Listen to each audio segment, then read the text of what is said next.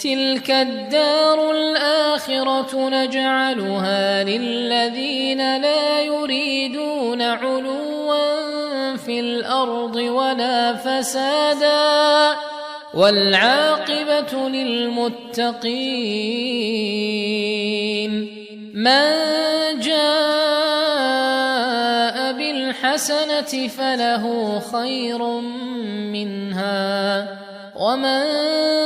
جاء بالسيئة فلا يجزى الذين عملوا السيئات إلا ما كانوا يعملون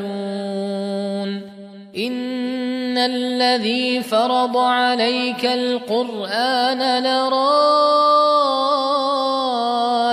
إلى معاد قل ربي أعلم من جاء Likey